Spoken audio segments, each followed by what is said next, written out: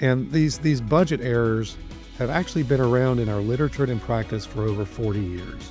It is not just an American problem, it's actually a global problem.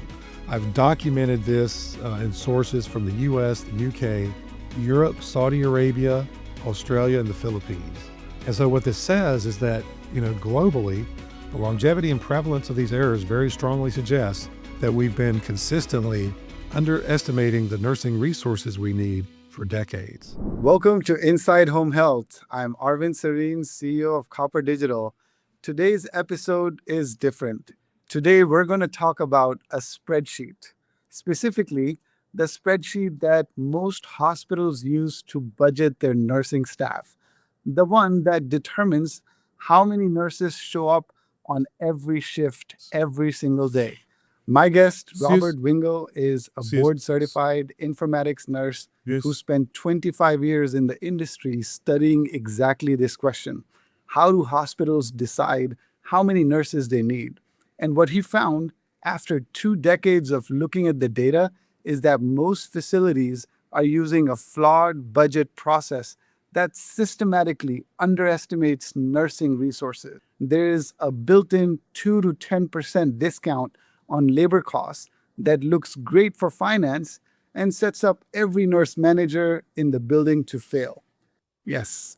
Okay, Robert, welcome. I've been looking forward to taking this spreadsheet apart with you. Thank you, Arvind. I really appreciate you having me on. And this is a message that I've actually been trying to get out for a while about this error message. I've actually been working with it for a handful of years now. Wonderful, wonderful. So if you don't mind, for the audience that's here, would you explain some of your credentials and what you do and how you got into doing such amazing work? Certainly. I started out my nursing career as an adult inpatient medical oncology nurse at Duke University Medical Center. And during that time, I really enjoyed working with the patients because my patients would come back every 4 to 6 weeks for their next round of chemo. So I got to know the patients, I got to know their families. They would come and find me on their next visit, say, hey, please come visit us, even if you're not my nurse. But in the mid-90s, we had the big managed care revolution. And what that did is that pushed a lot of the chemotherapy administration to the outpatient clinics. So I no longer saw my patients until they came back into the hospital. They were, extremely sick from the chemo or they were actively dying. And that wasn't quite as enjoyable. But I was a nurse. I was a nerd long before I was a nurse. And so after a handful of years at the bedside, I made the jump to nursing informatics and was helping to manage a clinical documentation system at the time. And then I moved to Florida where I got my first nursing informatics coordinator job. And there I installed my first staffing and scheduling system in like 1999. Wow. And since then, I've been working in, nurse staffing and scheduling operations and nursing finance. And I won't get into all of the things that I've done in that space, but I've learned quite a bit. Absolutely. No, that's a very important field. So initially serving as a nurse and taking care of the patients and then transitioning to documentation. That's actually a piece that, I'd love to talk about as well.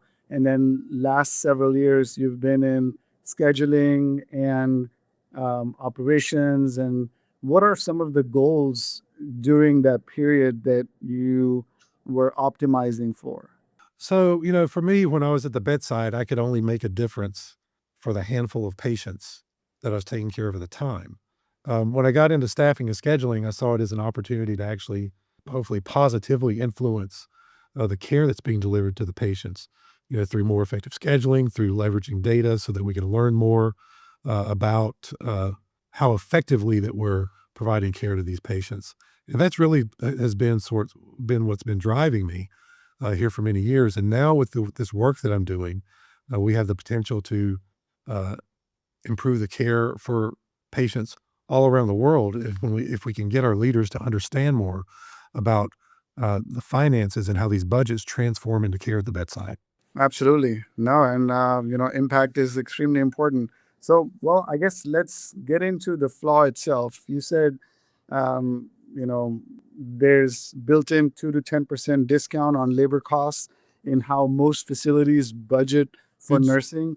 Explain that to me, like I'm a nurse manager who's been fighting with finance for 10 years and losing every time. What's actually happening in the spreadsheet?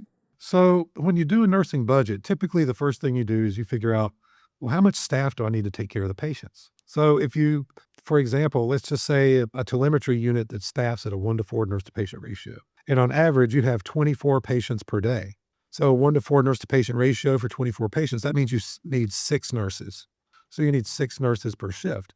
And then you can take those care hours and multiply that out over the week and say, all right, for this week, I need this many care hours to take care of these patients for the known volume of patients that we have, which is 24, and the desired level of care, which is a 1-to-4 ratio. Um, Okay.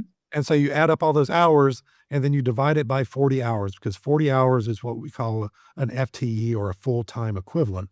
And that's just a mathematical representation of how much time a full-time person would work during a typical work week. It's originally set up on, and it's also takes into account, how much time can they work without going into overtime. So it's that full-time definition.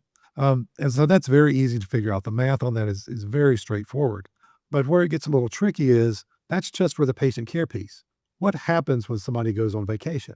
What happens when you have a resignation and you have these vacant positions? So one of the things that we have to do is we have to plan and budget for additional resources that can step in and provide coverage at the bedside when somebody is scheduled for something that takes them away from the bedside. Now, traditionally, this has been called, we've called these types of time productive time and non-productive time.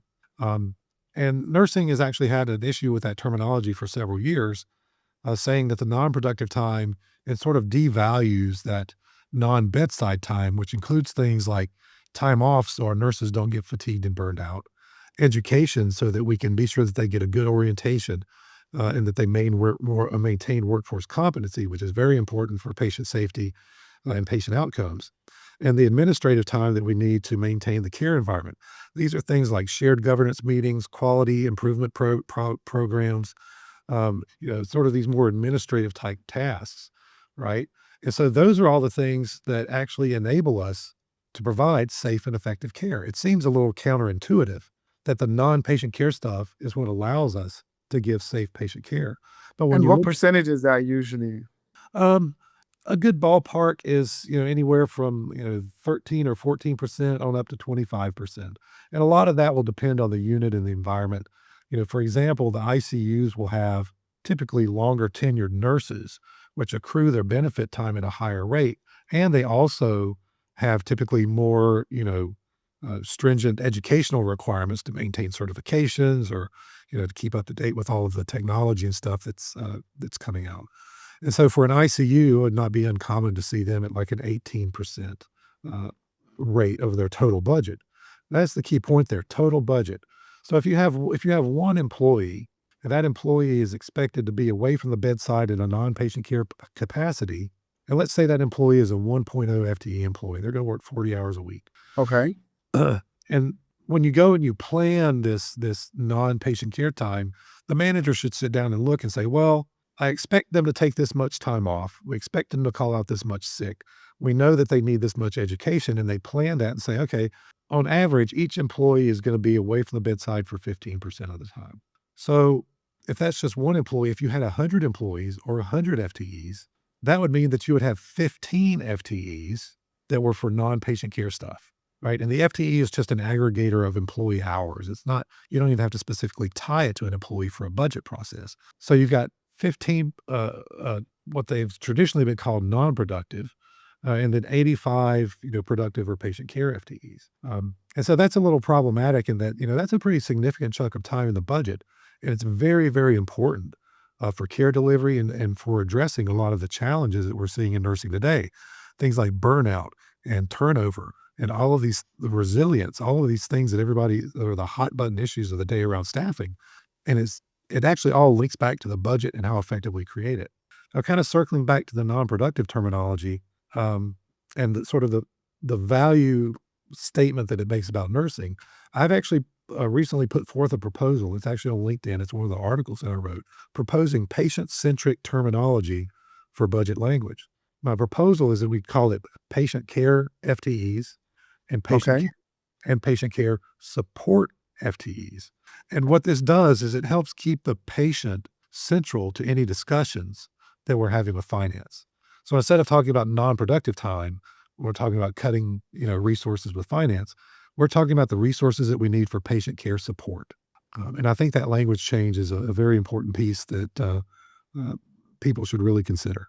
Got it. So if I understand you correctly, it's the way that it's termed just makes all of the executives, the finance people sort of just always trying to cut it and be like, "Hey, we got to get those numbers, of productive time up and the non-productive time low when instead the non-productive time truly is what enables you to have much better care because of your continuous education, and there may be some administrative work as well, including some documentation, which is extremely important to have the right documentation for the patients there.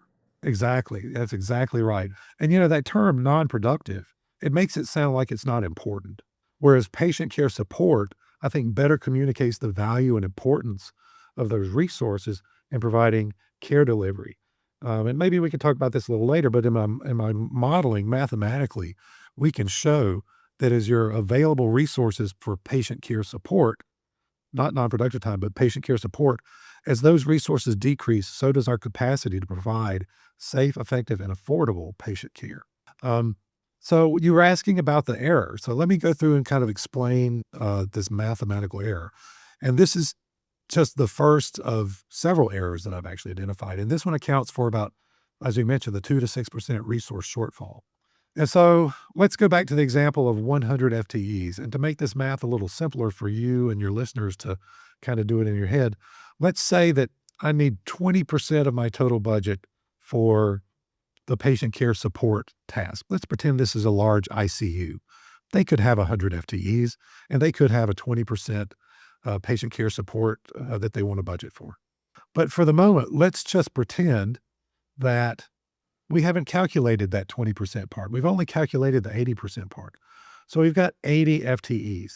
Now, the flawed calculation, what it does is it says, okay, we're going to take our patient care FTEs and we're going to multiply it by the patient care support percentage to get the extra FTEs that we need. The problem with that is if you do this, so if you multiply 80 times 20%, so zero point 0.2, that math you can do in your head, that's going to give you 16 FTEs. So Still this 4% short.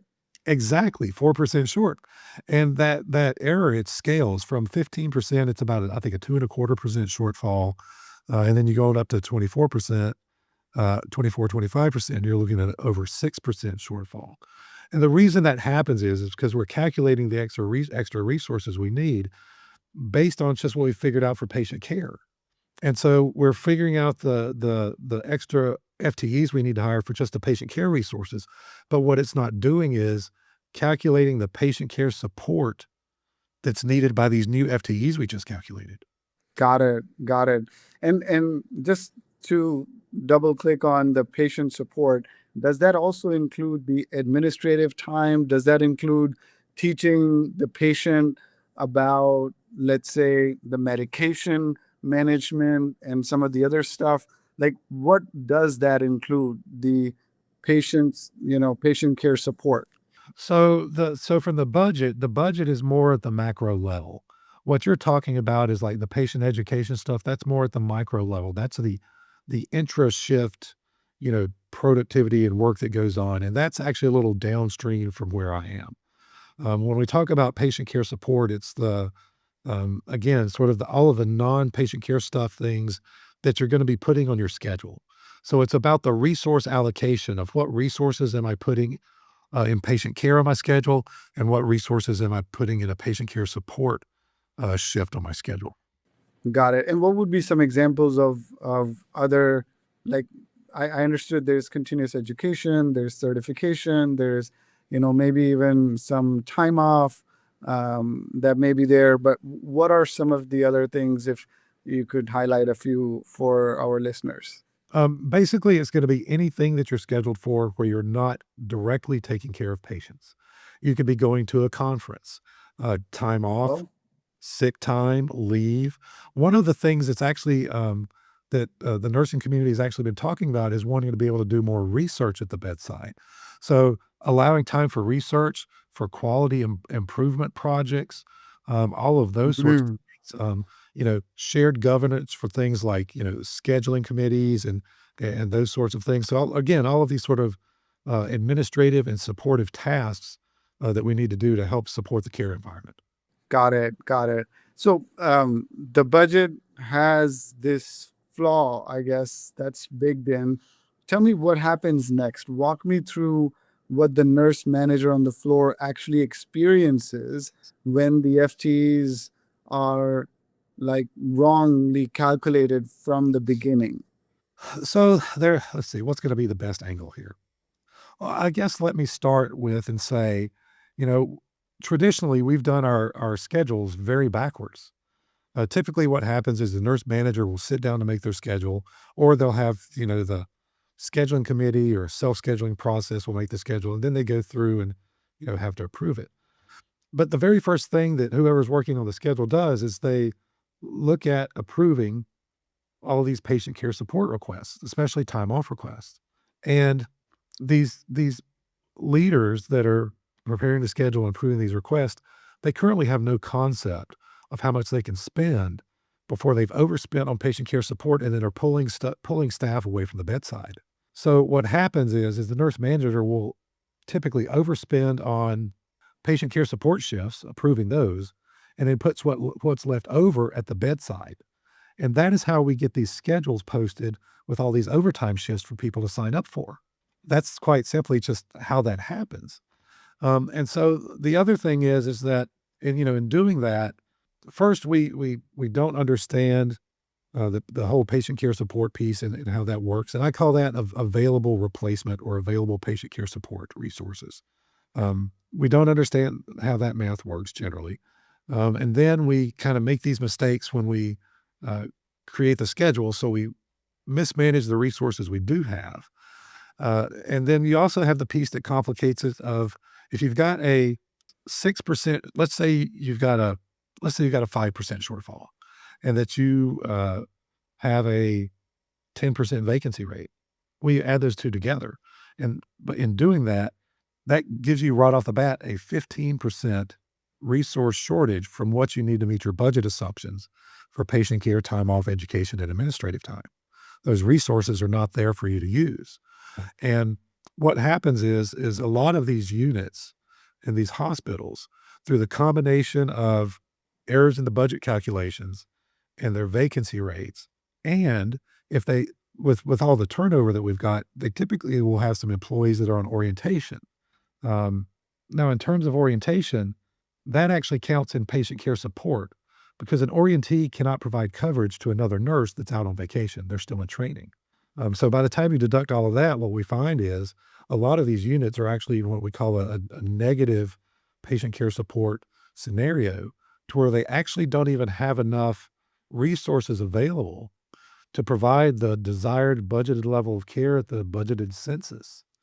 And so right off the bat, they start off, they might be 3, 4, 5, 10 shifts per week short of what they need for that budgeted level of care. And that's before they approve their first time off request. And so if you've got a hospital that has created budgets for all of their nursing units with these flaws, and they all have very poor levels of patient care support resources available, some might be positive, some might be negative. You can very quickly see how the staffing becomes a real crisis in those situations. Absolutely. Yeah, I can imagine. Now, what about some of the other settings outside of the hospital, like going downstream to maybe SNFs or LTACs or ALFs, some of those, and even home health and hospice. Um, is this kind of problem rampant in those areas as well, or is this limited to the hospitals? It is not just limited to the hospitals. I'll tell you, recently we did a budget assessment um, for a post acute system affiliated with a very well known academic medical center. And in this post acute system, on their website, they actually advertise that they have generous time off benefits and that they have all of these professional development programs to help employees with their career, which is great because they do have some employees that have been there, quite a long time, which for, these types of post-acute care facilities, that's definitely a challenge these days. But when we did their budget assessment, um, they didn't have the budget calculation errors because they didn't calculate any patient care support at all. They only calculated it for the patient care piece.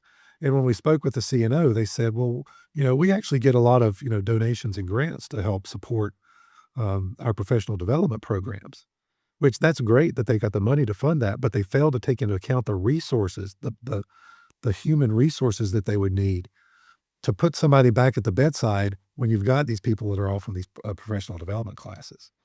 And this is not the first time I've seen this in the post-acute space.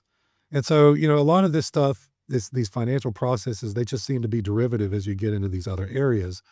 And I'm finding that it looks like we do have uh, issues in these, non-acute care settings as well.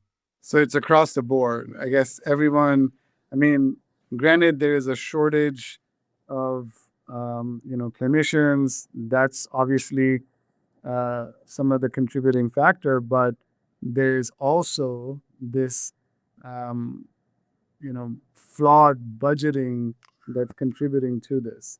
Now, Yes. Yeah. So I think the thing that might be good to go into is sort of the longevity and prevalence of this to talk about how big of an issue it is. got it. Well, I think we'll get to that. And I've got some care centric modeling, yeah. So you developed care centric modeling as the fix. Break it down for us. What does a budget process look like when you actually do it right? When you put patients first instead of finance first? Yes. So there's in care centric modeling, like I said, when I described how the schedules get made earlier, where we, approve all of this patient care support time and then put what's left over at the bedside. My approach is to actually flip that. We figure out how many resources do we need for patient care first, and then you calculate the available patient care support resources.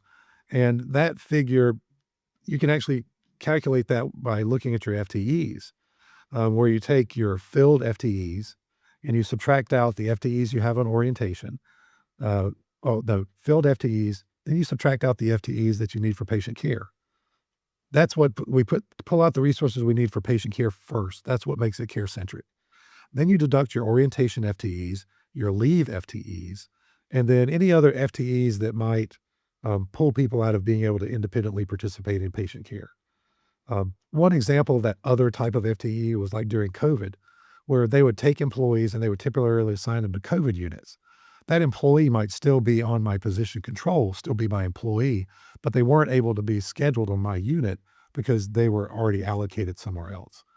And so when you go through that, you'll get a number of FTEs.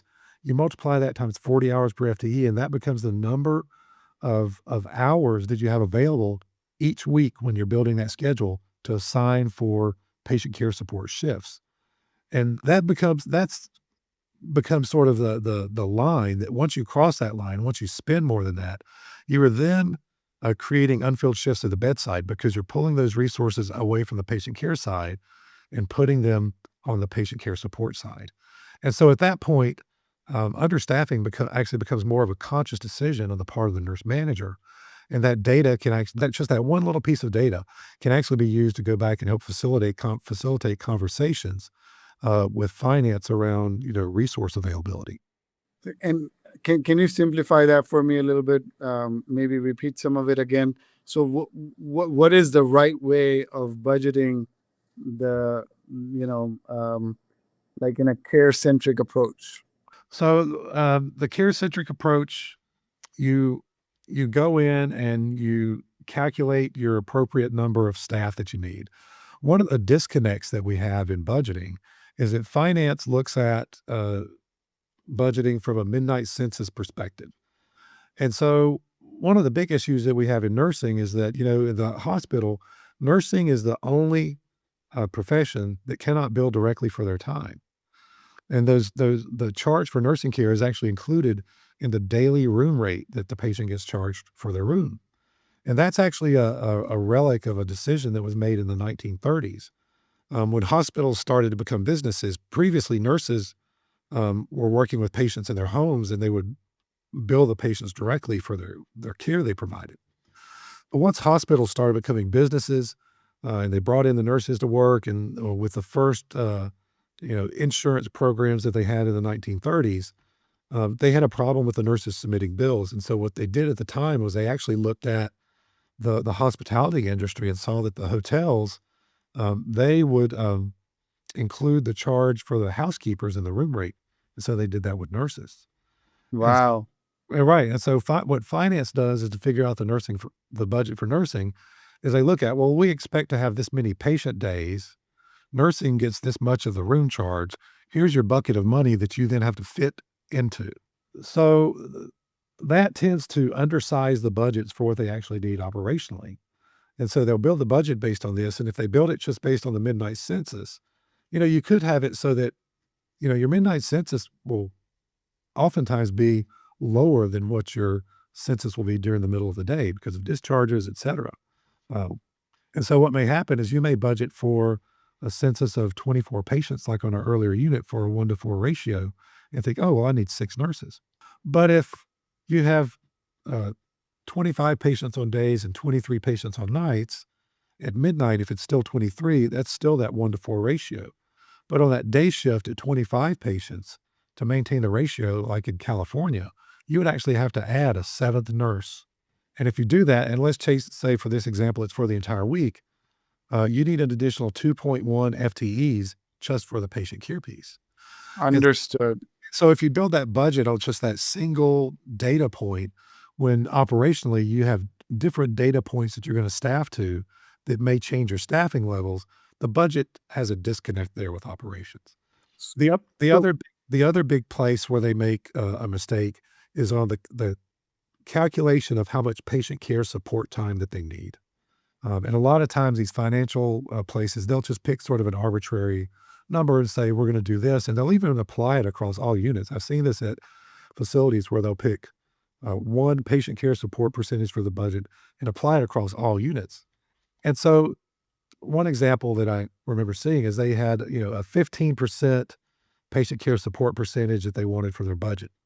But if you looked at the ICU was actually running at 18% utilization of patient care support. And so right off the bat in the budget, they're automatically short 3%. Then you can go in and add, potentially the errors for another um, like 3 to 4%. Then you throw your vacancies on top of that. So the budget requires much more rigorous planning, and we really need to be making budgets based on what we realistically expect that we need to provide operationally, and that's not what's happening these days. got it. So from what it sounds like that there are multitude of these types of errors and you have to be cognizant of these common pitfalls like you described, we lose 4% if you go ahead and add 20% of the patient care time as an additional when you're really thinking in your head it's 20%, but now you're just adding 16% instead of the 20%. Then the second one, you described how it is really flawed when you are incentivizing, the wrong type of metrics there. Mhm. And then another one you described is just taking only the midnight census and not considering that, hey, a lot of the patients may be discharged before midnight, or at least some of them would, and it's not really the right measure because there may be a surge during the daytime when the patients are coming in and let's say leaving in 6 hours, then who's going to account for that type of time frame? Exactly. And so, one of the issues with the current nursing reimbursement model is it actually creates some barriers to us developing solutions to address some of the things that we're struggling with in healthcare today. For example, we're not able to charge a higher rate for nursing care if you have a patient that's more acutely ill on a unit, right? And so, if you've got, and that's one of the things that we've been struggling with as healthcare is trying to streamline and so forth. The patients that we're seeing in the hospitals are getting sicker. They're more complex medically.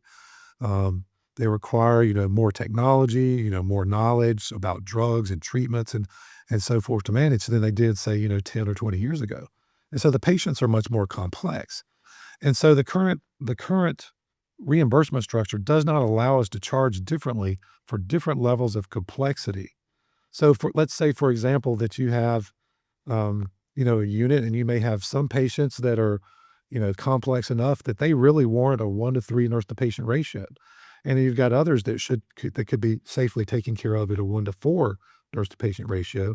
And maybe you've got some patients that are waiting for discharge, or there's just not a lot going on with them.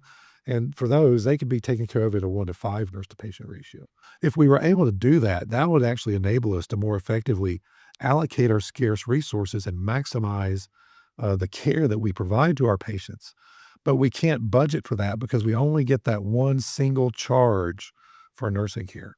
And so I've actually, you know, uh, been working with the Commission for Nurse Reimbursement. They're a group out there of nurses and other healthcare professionals that are looking at this reimbursement program and trying to figure out a better way to approach nursing reimbursement. I was one of the fellows in their inaugural nursing economics program that just wrapped up. And so a lot of my work is actually geared towards helping to support discussions around this issue so that we can actually sit down and use data to help drive these discussions and hopefully get some people to come to the table to take a look at it. Absolutely, absolutely. And I feel like this is maybe less of a problem in post-acute and especially in home health because we have PDGM, so patient-driven grouping model, and according to the complexity of the patient or the primary diagnosis and the comorbidities, there's a higher reimbursement that the home health providers get. So what I'm learning is that there's no such thing at the hospitals, or at least not for the nursing reimbursement, and that's a problem. And talking again about home health, because that's what we do. We provide using technology a way for clinicians to save time for doing the documentation by creating these ways where technology can just help you tap tap tap and speak into your phone, your iPad, and then have a lot of the basic notes done, and then have a human in the loop clinician sort of verify some of those notes, and that frees up more and more time that the clinicians can then spend working with the patient and caring for the patient, and all the other things that they need to do. Now, in home health, there's about 11,500 Medicare certified agencies that are trying to figure out how many nurses they need to send to patient homes. I mean, the same budget math applies, but I guess the stakes are different when a hospital is understaffed because, I mean, there's still someone in the unit at the hospital, but when you're sending a nurse at home, that's like a one person who's responsible. And when the home health agency is understaffed, then the patient just doesn't get the visit. How do you believe, from your experience in the care-centric modeling, how do some of those principles apply to home health, and what can some of my audience who are home health agency owners, they can learn for how to staff better? Given that we have this PDGM and more complex patients do get higher reimbursements, but there are still a lot of challenges because of the shrinking budgets, as we see from the CMS. Yeah, so I have not had the opportunity to work with any home health providers yet, but if anybody would love to chat about it, I'm definitely open to it. What I'm finding is in a lot of these healthcare areas is that there's a lot of similarity in the issues. Basically, you have a volume of patients that you want to provide a certain level of care to, right? And you have to map that level of care to the resources that you have to provide it. And that's really sort of it distilled down as small as I can think of. You have to figure out, well, how many, if I want to do this task for this many patients, what resources do I need to realistically provide that?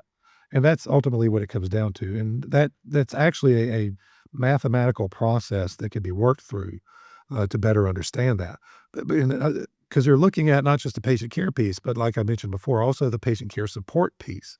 So being sure that you've got enough to provide care to your patients, but also being sure you've got enough resources to provide care to your caregivers so that your employees Totally. don't get burned out, so that they're, well rested and not fatigued, so that they can provide safe and effective care.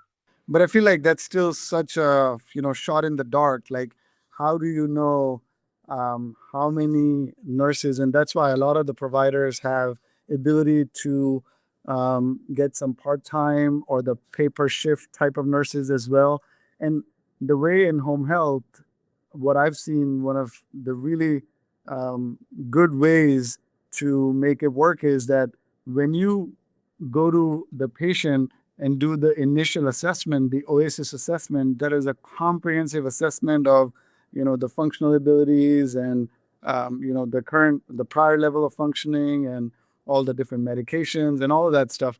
And once you're able to do the OASIS, then the goal needs to be to discharge the patients.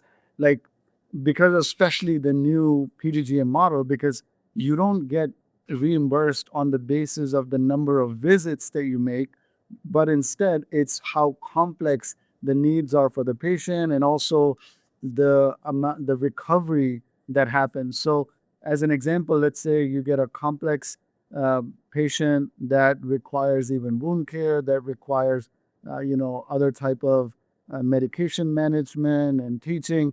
Then what you figure out is you come up with a goal for that patient and what are some of those interventions that would be needed, and then accordingly you schedule that. And once you get the patient to that level, then you discharge the patient.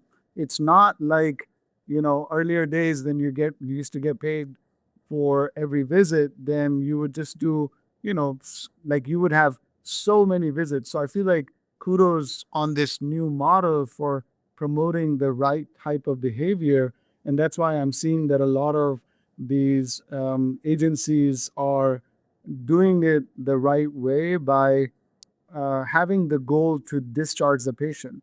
Another point that I'd make about it is the use of technology, of course. So, what we've seen, we've run some experiments with this in between the visits, having AI make a phone call to check on the patient and just ask basic questions on how are you feeling? Are you feeling better? What about, this and that? And even utilizing some of the videos that are very patient centric and personalized. So, hey, here's how you monitor your salt intake. Here's what you do if you have a fall. And some of this patient education prevents rehospitalization. And of course, then it gives you that better ability to predict what patients require, more of the nursing time. So, I think that's also been really, really important. And I guess another point I'd make in sort of the AI and staffing intersection is that you fix the budget so there are enough nurses and sort of build AI that reduces that administrative task like the documentation burden. So each nurse can see more patients and spend more time on the actual care. And if you get that staffing math right and we take 70% of the documentation off the plate, I mean, that definitely looks like a way that is a recipe for success. Yeah, I agree, and I'm really glad you brought up the technology piece. And to me, you're describing all of the different, intensities of these home healthcare visits, and you can actually map that back to the discussion we had about the different nurse to patient ratios on the unit. You've got some patients that are going to be 1 to 3. The more intense the patients will be the ones that need their initial assessments and stuff. You have some that need a moderate level of care, and some that need a lower level of care. One of the things that my care centric approach to this does is, um, it calculates the a more realistic picture of the resources that you need to provide, your desired level of care for a given volume of patients. Now, one of the pushbacks that I've gotten from some executives is like, well, why would I want to know that I need even more nurses when I've got all these positions open that have been open for months that I can't fill? And my reply to that is, you can't really craft effective strategies to the problem unless you accurately understand it. And so your comment about technology being able to take up some of this burden is a very important point because we need to understand the gap between the resources that we have, the level of care that we can provide with those resources, and the level of care that we really want to provide. And so that gap between what we can provide and what we want to provide, quite frankly, we're just not going to go out there and hire all the nurses we need to fill that gap. So we need to be looking at multiple levers that we can pull to help close it. And technology is one of those. The AI, the virtual nursing, all of these different technology, Telehealth. telehealth, absolutely. Those are all great strategies to help close that gap. But it's going to take technology and people to fill that in. Absolutely. And I think even technology can extend further because I know like you described, the question is genuine. Like, hey, if we've got all these positions already open, I mean, what am I going to do by forecasting that we need more nurses? Yes, we know we need more nurses. So, I mean, that one's a hard one, to solve. Obviously, we need to have better conditions for the nurses so we attract the bright and the right kind of nurses to come into the profession and just really motivate them because I mean, it is an amazing job sort of caring for somebody. And I think there are those right type of nurses that would be motivated if there's enough campaigning that's done and education that's done because it is very fulfilling. I mean, to be a caregiver. And I think there's another aspect where if you have a closed feedback loop, meaning if you're monitoring, okay, well, what were the challenges that we faced this week and feed it back to the system and then have sort of the newer technologies and AI figure out that this is what you really need. I think that can be where we can look for some of the solutions as well. Absolutely.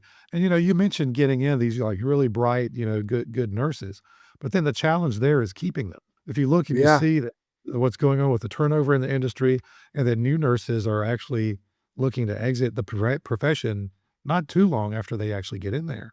And so, thinking back to that question about, well, all these unfilled positions, part of the education in this care-centric modeling approach is getting these leaders to recognize if you've got a lot of unfilled positions that you budgeted for, that is directly debiting from your patient care support resources.